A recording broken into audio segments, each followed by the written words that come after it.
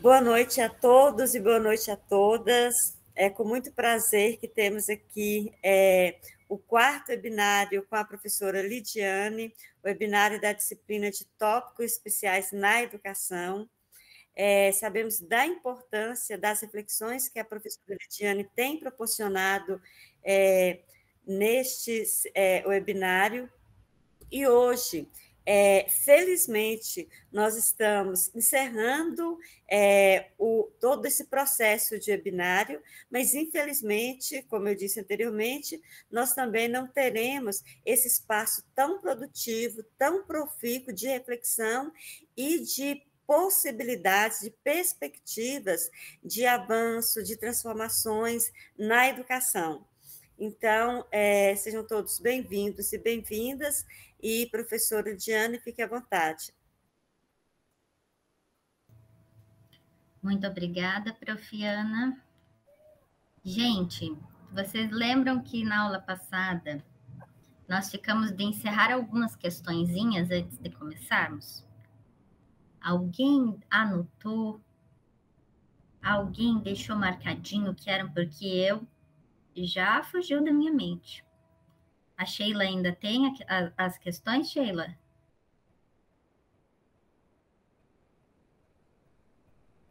Você gostaria de passar para a gente, Sheila? Sim, eu gostaria, sim. Eu até falei com você no segundo webinário sobre a fala que eu queria ter, né, que talvez os colegas e você também pudessem me esclarecer com relação ao professor de apoio.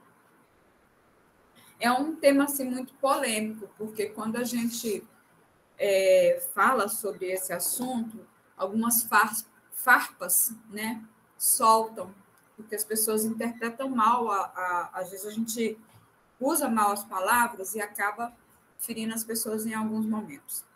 O primeiro questionamento é o seguinte: se o professor de apoio tem uma especialização, ele faz uma especialização para atender as demandas da educação especial, por que na hora de preencher, ele não tem um diário, ele não tem preocupação?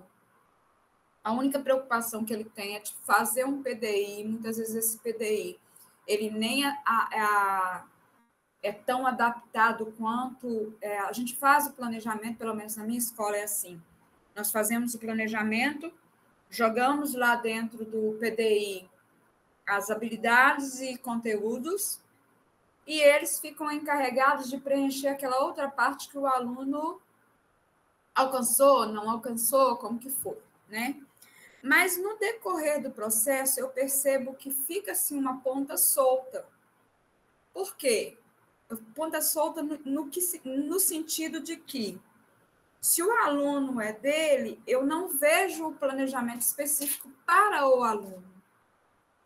Para o aluno, entendeu? E as atividades, na hora de fazer as atividades, quem planeja a atividade sou eu e entrego para ele executar.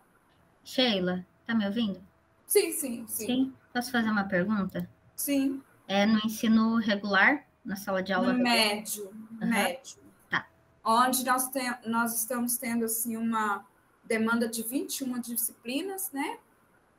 E esse professor de apoio, ele, além das nossas demandas das 21, né, do nosso afazer de professor de ensino médio, que já está bem atarefada, nós ainda temos que ficar, envia planejamento para o professor de apoio, envia prova para o professor de apoio, prova para aluno que não tem, por exemplo, vou citar um exemplo, eu estou trabalhando modernismo, mas eu tenho um aluno no terceiro ano que está na fase de alfabetização. Para que eu vou enviar uma prova de modernismo e exige gabarito para o professor? É um desgaste que cria. Eu não vejo... desculpa aí se eu estou sendo... se eu estou sendo mal interpretado, mas eu acredito que seja um desgaste que não há necessidade, não vejo essa necessidade, entendeu? E no mais é mesmo essa coisa que, na hora dos 35 lá, o aluno que está incluso lá, ele é meu. Mas na hora de fazer qualquer outra coisa, ele é do apoio. Então, há essa divisão. No pesado, ele é meu. No leve, ele é do apoio. Assim, é tipo um desabafo, assim, sabe? É uma coisa que não dá para entender, tem coisas que não dá para entender. Se o aluno está em alfabetização, eu discordo muito da leitura do não tirar o aluno da sala. Por exemplo, a alfabetização precisa necessariamente da verbalização. Aí, às vezes, eu estou explicando uma matéria e ele está lá, ba, be, casa, no meio da minha explicação. Então, assim, é um ambiente que é uma inclusão, exclusão. Ao mesmo tempo que ele inclui ele naquele contexto, ele exclui também, porque ele não consegue acompanhar. É o que eu estou vivendo aqui hoje, entendeu? É só isso que eu queria falar. Posso te responder, Sheila? Sim, gostaria. Tá. Eu vou te responder a partir da perspectiva inclusiva da professora Mantuan, tá? Nós temos aí algumas questões. O primeiro é sobre os... desculpe, gente, a rua está aqui movimentada hoje. Primeiro, sobre as questões de quem é o aluno, né? O aluno é da professora regular, o aluno é do professor de apoio, o aluno é da escola. Então, é toda a equipe em conjunto, né? E aí, quando a gente vai planejar, como professor regular, quando a gente vai planejar a aula, não é que a gente vai planejar uma aula à parte para essa pessoa que tem alguma necessidade diferenciada. Não. A gente vai planejar a aula pensando em como eu vou utilizar o meu método cotidiano para que essa pessoa não fique excluída, né? É difícil. Bom, pode ser no sentido de tirar-nos da zona de conforto, de pensarmos uma escola sempre com sujeitos iguais, né? Sem dificuldades, sem aqueles atrasos estereotipados, né? Aí sim tira a gente da zona de conforto, tá? Acho que eu comentei na aula passada e reitero agora. Nunca vai ter uma receita. Nunca vai ter um modus operandi a seguir. Então, em nenhuma política, em nenhum documento norteador, em nenhuma cartilha de orientação, vai existir um como agir. Porque não existe um como agir. Todos os sujeitos vão ser diferentes uns dos outros, sempre, em todas as situações. E na próxima oportunidade, eles vão estar diferentes deles próprios. É sempre um contínuo refazer, é sempre um modo novo de repensar o que eu estou ensinando e como eu estou ensinando. É difícil, para mim é difícil pensar uma educação que separa os alunos. Porque não cabe a mim, pense só, não cabe a mim, professora, decidir quem deve e quem não deve ficar dentro da minha sala de aula. Não cabe. Eu tenho que ensinar. Se esse sujeito vai conseguir acompanhar todas as atividades, é outra coisa. Mas eu não posso tolher ele de fazer a atividade, por exemplo. Era uma atividade, uma avaliação escrita com gabarito para o aluno assinalar a questão certa. Mas ele está em fase de alfabetização. Eu, como professora, a partir da visão da professora Mantuan e a minha própria também, como professora Lidiane, eu tenho que oportunizar ao sujeito que ele pegue aquele mesmo material na mão e que ele consiga identificar as possibilidades que ele tem de resolver aquele material ou não. Né? Não sou eu que vou olhar para ele e vou falar assim, olha, eu não vou te dar essa oportunidade porque eu acho que você não consegue, ou porque eu sei que você não consegue. Isso é excluir. Isso é deixar de lado. E isso é doloroso. É muito estigmatizante. Não sei se você está conseguindo me entender, mas não é no sentido de te atacar ou de falar que você está errada. É no sentido de não deixar os sujeitos fora da sala de aula. Eu entendo, eu te entendo, Lidiane. Mas, por exemplo, eu tenho 35 alunos. Aí, se porventura eu tenho que faltar, né? Eu preciso de ir numa consulta, por exemplo. Eu deixo o material para os 35 alunos, né? Para os 35 alunos. Mas o professor de apoio, isso aconteceu comigo semana passada e essa semana, o professor de apoio falta. Aí, a atividade adaptada que ele fez, ele não deixa para que eu execute. Aí, o menino, nesse momento, ele fica lá perdido, porque eu preparei a atividade, enviei para essa pessoa, para ela adaptar e executar a atividade. Então, no dia lá, eu chego, eu não sou informada, aí o menino fica lá, eu olho para a cara do menino, olho para a cara da pedagoga, vamos procurar no computador lá de última hora uma atividade de alfabetização.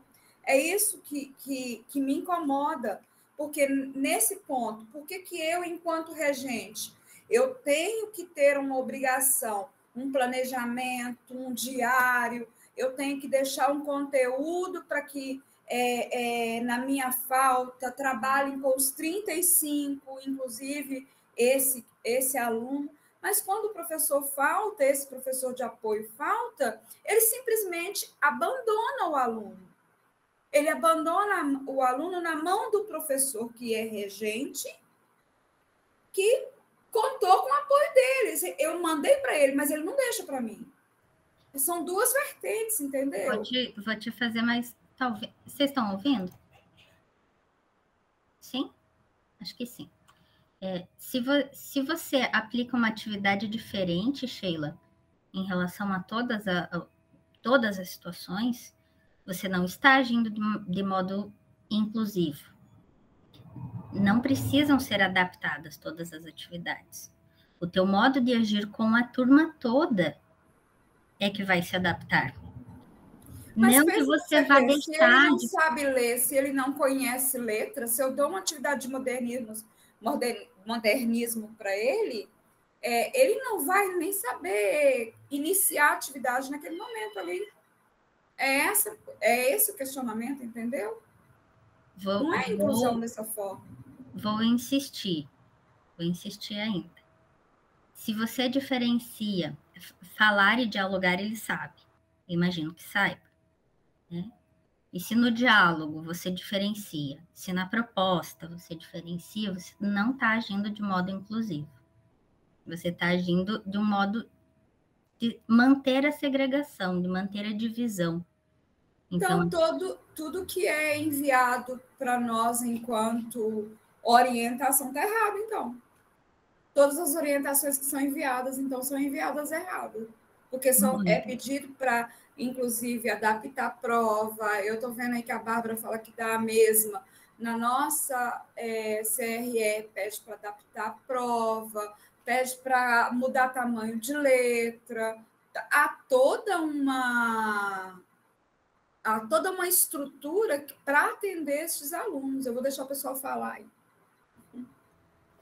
Eu vou insistir mais um pouquinho e daí a gente encerra o assunto para entrar no debate de hoje.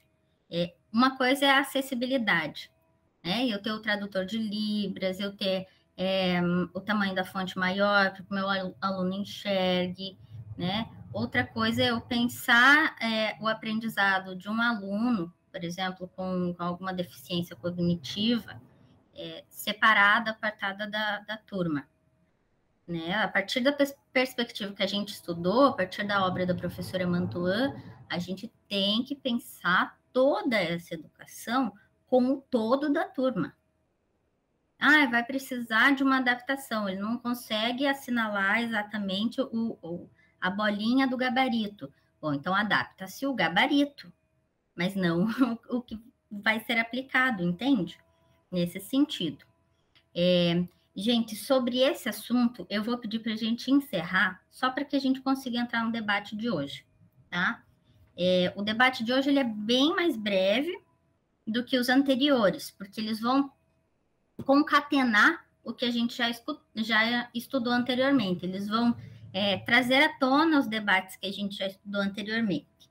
E daí eu vou pedir para vocês utilizarem um recurso aí. Quem está com a mãozinha levantada, abaixe, por favor. Aí, beleza, todo mundo abaixou. Aí eu vou fazer uma pergunta e vocês levantam a mãozinha só para eu saber a quantidade de vocês que já tiveram situações assim, tá?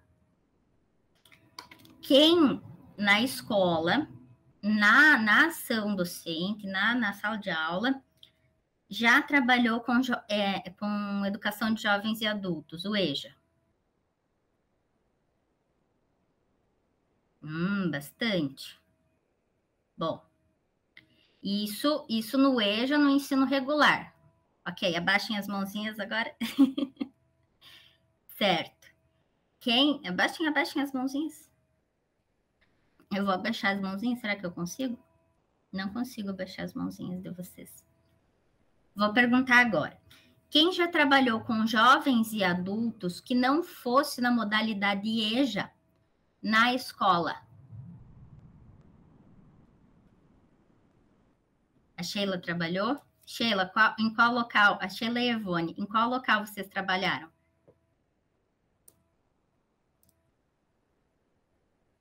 Pode abrir o microfone e falar. Santana do Paraíso.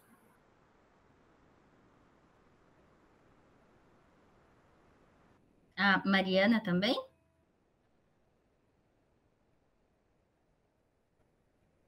Então, vamos lá.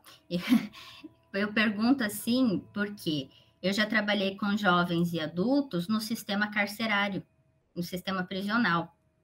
É outra modalidade, o Projovem. Isso, são outras situações. A Elísia também, Elísia? Sim, eu trabalhei 2 anos no sistema carcerário.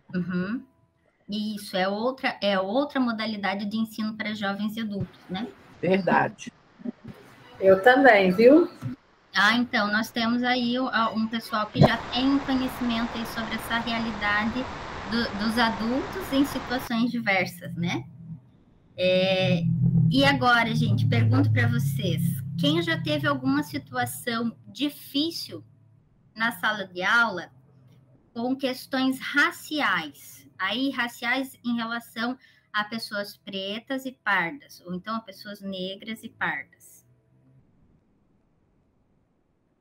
4, 5, 6, 7, 8, 9, 10 pessoas? É bastante, né? Imaginem aqui no Sul como é essa situação. Próxima pergunta. Quem já trabalhou com a educação no campo? Elísia, você já trabalhou? Estou atualmente supervisora no campo. E como que está sendo, Elísia? Você é professora em escola do campo ou você é professora em escola rural, que é uma extensão do município? Porque aqui no Sul nós temos isso, a extensão do município e efetivamente a escola do campo. São duas situações. É uma escola no campo, mas é uma escola estadual. E lá eu sou supervisora. Mas os alunos vão de van, porque eles saem das fazendas, são recolhidos e vão para a escola. Sim.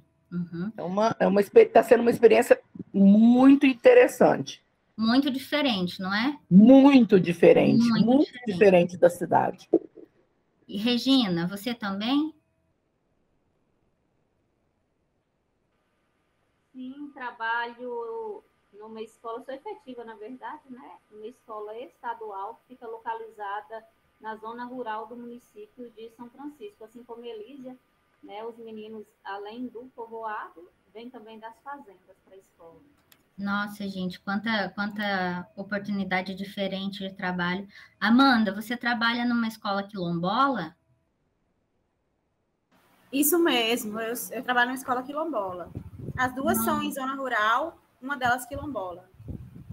Que interessante, gente, que rico isso. Bárbara, você também? Boa noite a todos, boa noite, professora.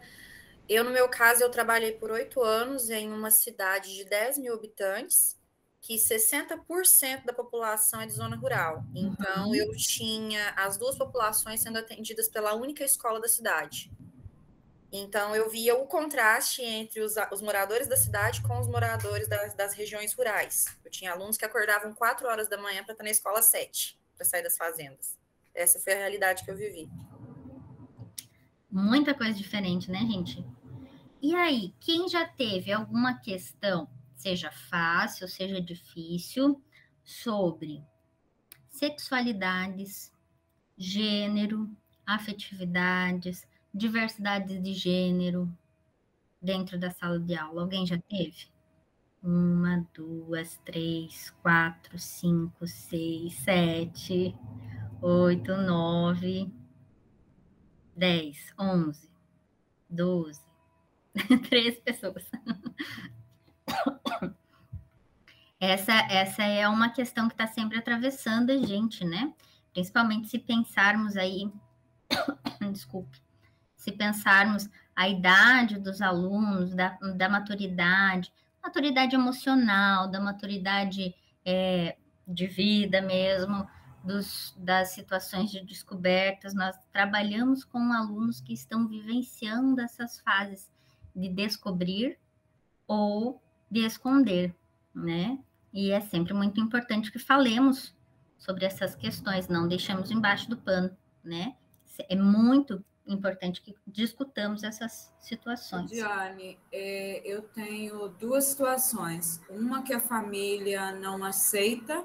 Uhum. Eu até verbalizei com uma colega nossa, mas eu não tive coragem de chamar, porque eu não tive por onde começar essa conversa para tentar ajudar.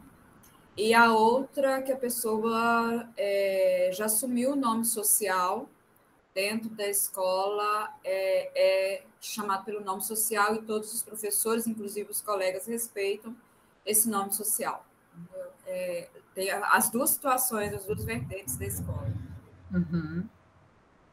E, gente, pensando agora, questões de sexualidade envolvem, de sexualidade de gênero, né? Envolvem pessoas trans, pessoas transgênero, pessoas cisgênero. Mas e as diferenças entre homens e mulheres? Vocês já viram isso dentro da sala de aula? A diferença entre meninos e meninas? Por exemplo? Sim. E questões de machismo. Essa é a palavra específica. Muito, tá bombando hoje. Bastante, né? A gente passa por uma situação muito grande de machismos exacerbados, né? De conservadorismos. Olha, nós temos muitas pessoas. São situações que necessitam do diálogo, né? Que necessitam que a gente leve para dentro da sala de aula o debate. Tá? Na verdade, Lidiane, eu creio que tudo que você perguntou aí, tudo está extremamente exacerbado. Todas essas questões, tudo está vindo com muito arroubo. Uhum. Não tem nada natural. Nada está vindo natural, entrando calmamente para ser aceito. Cada um está defendendo a sua posição com muito afinco. E aí a gente está vendo guerra, porque é literalmente guerra. É verbal, é física, é por atitude. Nós, professores, ficamos à mercê dos meninos, porque você está de costas escrevendo no quadro, achando que está tudo em paz, de repente sai um quebra por uma palavrinha mal interpretada, porque está defendendo a sua posição, seja ela qual for, desse monte de questionamentos que você falou aí. As salas de aula hoje são extremamente heterogêneas, e aí vira, nossa, tem que ser guerreiro para ser professor. Literalmente guerreiro. Nesses casos, Elísia, eu recomendo uma dose de chá de camomila, recomendo também o incentivo ao debate e o incentivo ao respeito aos direitos humanos, né? Ter opinião é muito importante, desde que a nossa opinião não fira a existência de outro, né? Não fira a possibilidade de existir e de ser. Então, o debate é importante. né? Exatamente. A nossa... Sempre o convite à calma. Peraí, vamos discutir isso aí. Todo mundo, vamos acalmar primeiro. Eu adoro uma calma. Ô, Lidiane, posso falar? Claro, claro. Então, vocês falando disso, né?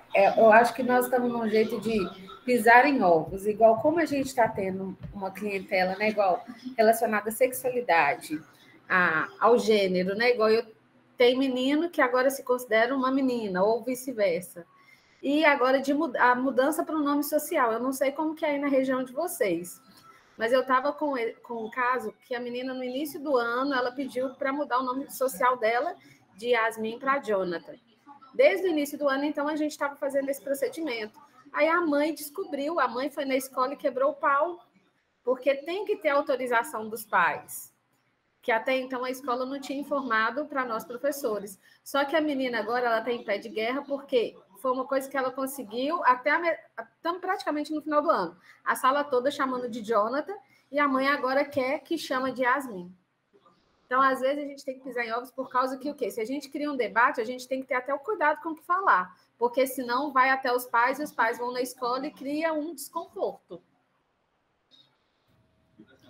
Vou te responder bem rapidinho, Maria Eduarda. É Maria Eduarda mesmo? É Franciane. Não, é Franciane. Hoje eu estou com o nome da minha filha, que sumiu, tá? Tá bem, Fran. Fran, vou te responder bem rapidinho, então. Me ajuda, porque eu já estou desorientada. Te ajudo. A gente teve alguns casos bem difíceis aqui, tanto na universidade como no ensino estadual também, aqui no Paraná. Nesses casos, nós não nos omitimos, nós falamos sobre. Por quê?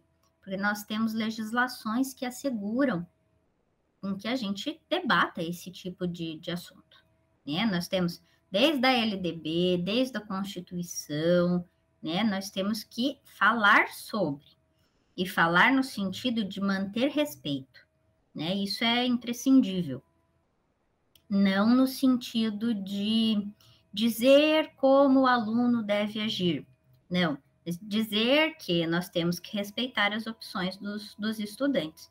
Se os colegas aceitaram e acolheram, aceitar não é bem, não cabe bem aos colegas, né? Mas se eles acolheram e difundiram o desejo dessa pessoa trans, agora eu não lembro se era um menino ou uma menina, mas dessa pessoa trans, não interessa muito o que a mãe vai falar, entende? Porque eles estão numa relação social ali própria, né? Você, como professora, enquanto você está interagindo com esse sujeito, com essa sujeita, você pode tratá-lo da forma como que ele pede para ser tratado, né? Então, mas o problema é que o irmão tá na sala. Então, o irmão vai falar tudo para a mãe. Então, a gente fica sabe, é difícil. Igual eu falo, vou falar de Jonathan, porque ele se sente à vontade, igual ele pediu para mim, falou, professora, continua me chamando de Jonathan. Tudo bem, não tenho problema com isso. Mas o irmão também está na sala. Que aí o irmão já falou, se vocês falarem, minha mãe já veio com você, minha mãe vai vir aqui de novo. Então, é como se fosse uma ameaça, sabe? Eu sugiro que você compre briga. Sugiro que você defenda o seu aluno, tá? Defenda o seu aluno. Entendi. Se esse irmão falar, discutir alguma coisa, você tem aí a legislação do nome social. Por mais que a mãe deseje, a legislação ela vai te assegurar de tratar a pessoa da forma com que a pessoa quer que seja tratada. Tá? Mas não tem que ser maior, porque a mãe falou que era. Então não tem que ser maior. Então ótimo, não. Obrigada, não sabia. A sua interação com o seu aluno vai ser sua e do seu aluno. Não vai ser da mãe. Não entendi. Por mais que a mãe brigue, xingue, não goste, não aceite, compre briga. Defenda essa pessoa. Ô, professora, desculpa interromper. Depois poderia colocar a legislação para o pessoal aqui, para a gente? Enquanto nós temos um videozinho para assistir no final. Enquanto for passando o videozinho, eu busco as leis, tá bom? Pode ser? Tá. já que eu estou falando, deixa eu só eu emendei aqui no comentário do Jonas, que ele colocou que a gente tem que ser criativo para enfrentar os preconceitos. E eu acho que a gente primeiro tem que rever os nossos próprios preconceitos, porque nós temos demais, né?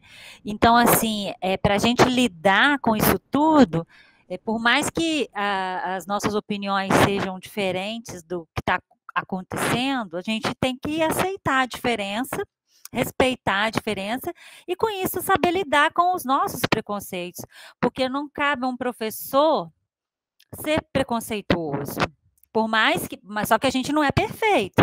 A gente é ser humano cheio de imperfeição. Mas a gente tem que lidar com isso, primeiramente, olhar para nós mesmos e perceber, olha, eu tenho tais e tais preconceitos, eu não sei lidar com isso, eu não aceito isso. Se fosse meu filho, começar a rever isso, porque dizem que a gente só consegue educar se a gente tiver educação. Né?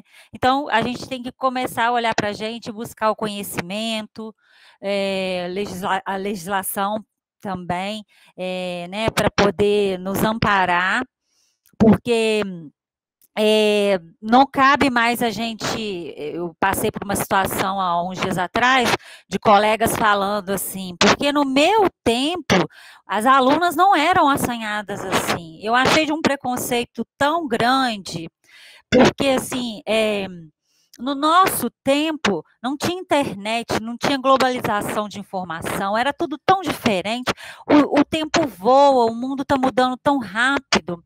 Então, assim, eu acho que a gente tem que rever muita coisa para a gente poder lidar com isso tudo aí.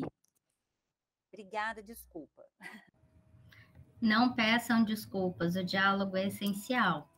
É isso mesmo, Jerusa, você está certíssima. Professora, a gente tem que se atualizar. Sim, Jonas? eu queria fazer um comentário, posso? Claro, pode. Sobre... Se quiser me corrigir também, fica à vontade. O criativo. É porque eu sou um professor, né, LGBT. Então, a gente é a minoria.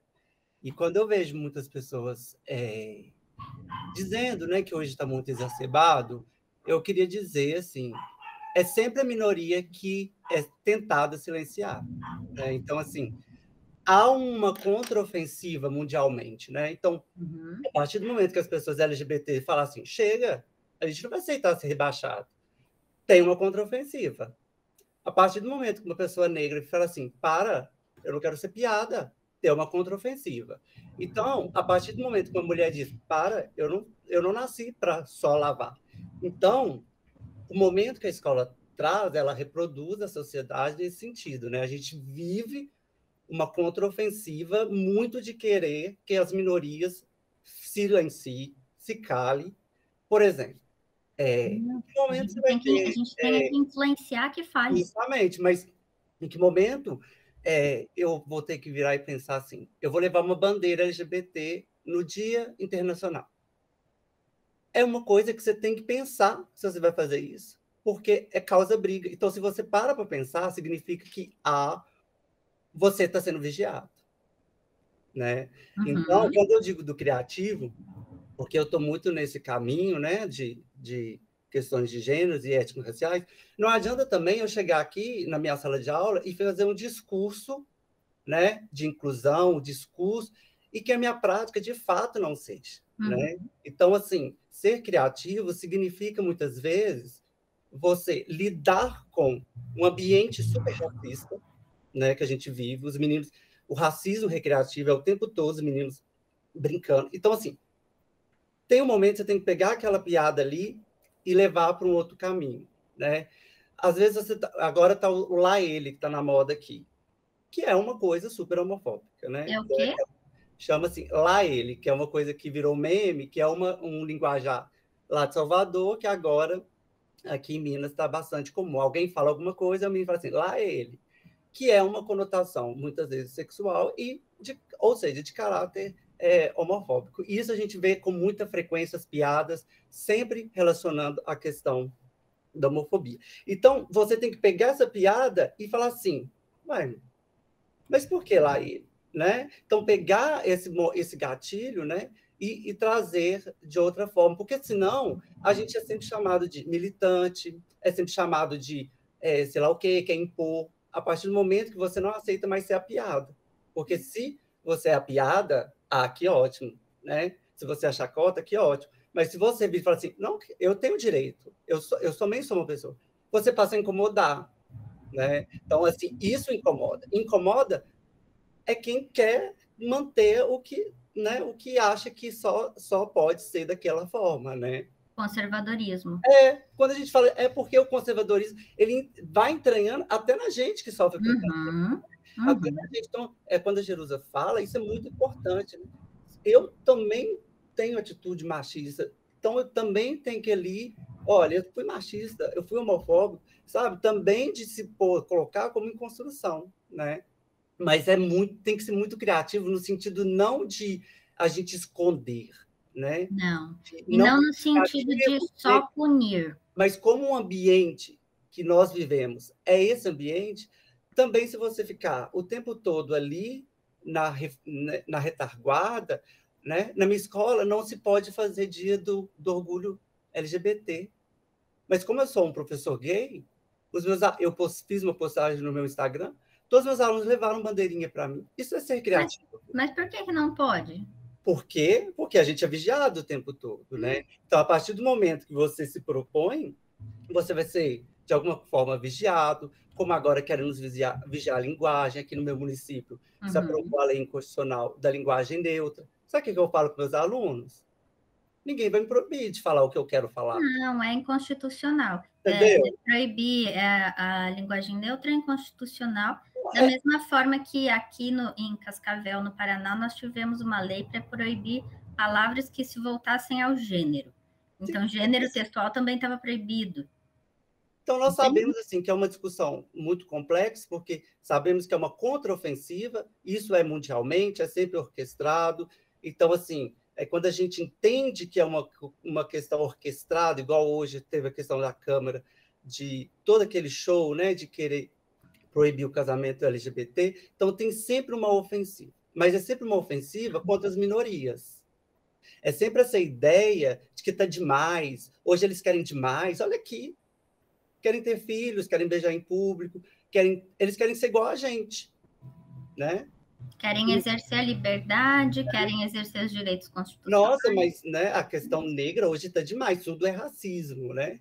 Tudo é porque até agora nós não discutimos, né? Nós aceitamos. Desculpa, eu queria só comentar isso, gente, e agradecer pelo curso, agradecer também pelas suas aulas e pelo pessoal. Eu fico sempre caladinho aqui, mas é porque eu acho que a gente tem... não está ganho nenhuma batalha. Não. Né? E a gente vive uma sociedade extremamente preconceituosa. Assim. E, infelizmente, né, não será de um dia para outro, eu não vou acordar uma pessoa. Mas é sempre um caminho, né? Um caminho que às vezes a gente tem que fazer com criatividade, muitas vezes levar a reflexão e não aquele embate, né? Por exemplo, a menina falou para mim, mas não existe todes. Mas eu falei assim, mas você está falando, como que não existe? O que é não existir? Quem vai dizer para uma pessoa que você não existe ou não? Você pode não gostar, você pode achar feio, mas você querer proibir, né? Então, assim, sempre é um limite, né? Que a gente vai, muitas vezes, sendo criativo. Era isso, gente. Jonas, obrigada pela contribuição, é muito importante. Também já passei por algumas situações difíceis, assim, já tive protestos dentro da escola em relação ao meu posicionamento sobre esses debates, tanto em relação a LGBTs, quanto questões raciais, com pessoas negras, com pessoas indígenas, né? São situações que a gente tem que comprar briga, que não dá para deixar quietinho, que não dá para deixar que alguém venha e diga, não, mas para esse grupo vou tolher a existência, então não vou deixar que exerça seus direitos constitucionais. Não existe isso, não pode existir de modo algum, né? Por último, vou fazer uma perguntinha. Alguém já trabalhou com educação indígena aqui? Não? Ninguém? Essa foi a única com sujeitos com os quais eu não trabalhei ainda também. gostaria muito de aprender a trabalhar, mas ainda não aprendi. Essa semana eu tive aula com uma professora das comunidades indígenas e ela me disse que um modo de educar, essas não são as minhas palavras, são as palavras da professora Rosalina, daqui da UniOeste, do Paraná. O modo de educar pela literatura dentro das comunidades indígenas é utilizando a literatura indígena e não só os nossos cânones. Não que nós nunca levaremos os cânones, né? Mas trabalhando a partir da literatura indígena. E aí ela me deu uma sugestão e eu trago a sugestão para vocês. Vocês já leram a Márcia Cambeba? Se não leram, pesquisem. Ela é genial. Se não leram a Márcia Cambeba, pesquisem sobre ela.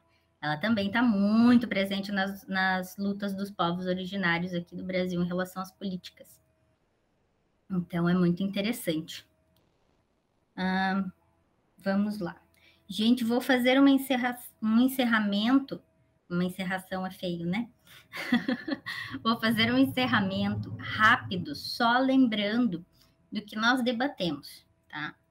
Primeiro, nós passamos muito rapidamente, pela história da educação no Brasil, e aí fomos para os vídeos da professora Cássia Puenzer, né? Então, nos primeiros debates, nós tivemos o professor Marçal Ribeiro, a professora Cássia Puenzer, debatendo sobre educação profissional e educação geral do Brasil. Aí nós fomos para o professor Dairel, tratar da escola como um espaço sociocultural, e aí, desde a primeira aula, nós viemos discutindo a existência de políticas públicas que auxiliam nessa construção de um espaço de respeito sociocultural dentro do ambiente escolar, tá? E aí, por último, nós estudamos os conceitos da professora Maria Tereza Mantoan, que ela é uma grande mentora na área da inclusão na educação brasileira. E aí, gente, se vocês não tiveram tempo de escutar os podcasts ou de assistir os vídeos, revejam, reescutem, revisitem, porque são textos, assim, que deslocam os nossos olhares para questões que nem sempre nós estamos dispostos a discutir, né? Então, é ali uma provocação, ainda que seja muito breve, muito rápida, é uma provocação para que a gente busque ser melhor, no sentido de sempre incluir todos os nossos alunos e nunca excluí-los, nunca, de modo algum. Nós já vivemos no Brasil momentos de intensa exclusão. A nossa colonização parte do extermínio. O início da nossa sociedade parte do extermínio de povos. Durante a nossa ditadura, da nossa colonização até recentemente, até agora, nós temos posicionamentos conservadores que apregoam a exclusão de sujeitos, a exclusão de existências, exclusão de diversidades, exclusão de seres, de pessoas, separação de pessoas, com discursos que se assemelham ao nazismo. E isso a gente precisa combater com uma força, uma intensidade que é imprescindível, porque nós precisamos viver coletivamente, mas viver coletivamente no sentido digno, não viver em partes, não viver em pedaços, não viver sofrendo, nem nós como professores, nem os alunos que atendemos, e nem as pessoas que trabalham com a gente dentro da escola. Então, eu imagino que, de acordo com o professor Eduardo Galeano, um grande escritor que eu adoro, o nosso sentido de educar é um sentido utópico, mas é um sentido extremamente necessário.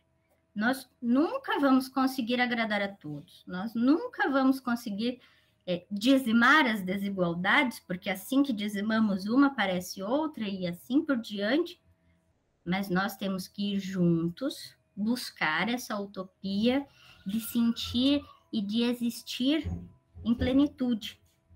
Sempre. Esse é o sentido da educação, de sermos, de existirmos com dignidade, nunca subalternos, nunca minoritários. Se vocês pensam diferente, gente, busquem o Eduardo Galeano. O Eduardo Galeano está lá no nosso primeiro videozinho da disciplina, se vocês não viram. Se não me engano, o título do vídeo é O Direito ao Delírio. Eu ia passar para vocês agora, mas nós já estamos aí com um tempinho bem apertadinho. Então, revisitem esse texto pensando no direito ao delírio, no direito que os professores podem ter ao delírio, no direito que os professores, que também são pessoas na sociedade, podem existir delirando para melhorar, para existir. Eu espero que a disciplina tenha sido boa para vocês, gente, porque para mim foi riquíssima. Muito obrigada pela participação de todos. Profiana.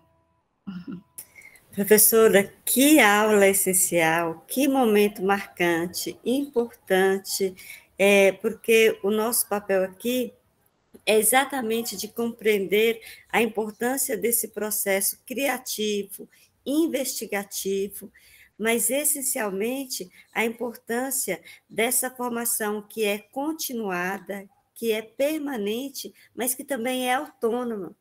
E você proporcionou muito, mas muito disso, da busca por essa formação continuada, autônoma e permanente.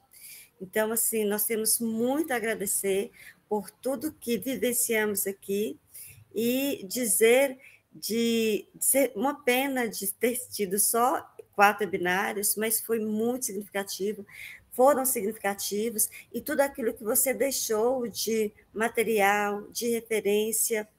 Então, a palavra aqui é gratidão por toda a formação e todo o processo de reflexão.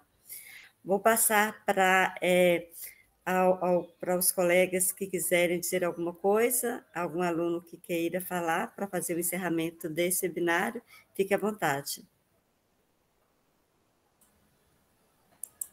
Professora Ana, rapidinho, queria agradecer a professora Lidiane, né, pela excelentes contribuições que trouxe para nós, e me desculpar se em alguma das nossas discussões, professora Lidiane, eu acabei me excedendo, mas se isso aconteceu foi com o objetivo de